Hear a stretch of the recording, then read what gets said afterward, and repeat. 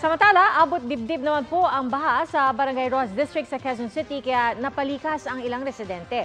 At doon naman nakatutok live si Jamie Santos. Jamie?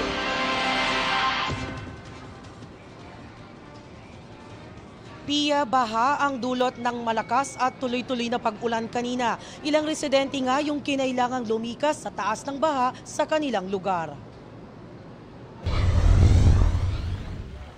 Dahil abot hanggang dibdib ang tubig, napatakbo ang ilang residente sa kanilang gymnasium na nagsisilbing evacuation center ng barangay. Meron tayong 30 families dito sa gym at meron 36 families naman doon sa kabilang covered court namin. Umabot ng second floor. Yes, mataas yung tubig. Mabilis din yung pagtaas kanina.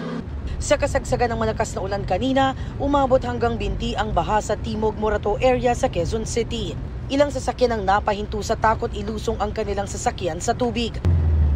May ilang naglakas loob pero nasiraan tulad ng van na ito. Ilang bata naman sa Amoranto Street ang sinamantala ang paliligo sa ulan. Ginawa pang swimming pool ang baha. Sa Mandaluyong, ilang sasakyan ang sumuong sa baha sa May Silo Circle.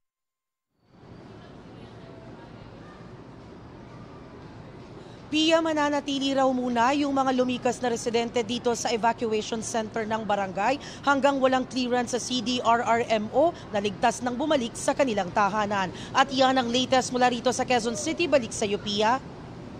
Maraming salamat, Jamie Santos. Mga kapuso, manatili nakatutok sa balita anumang oras. Mag-subscribe sa GMA Integrated News sa YouTube.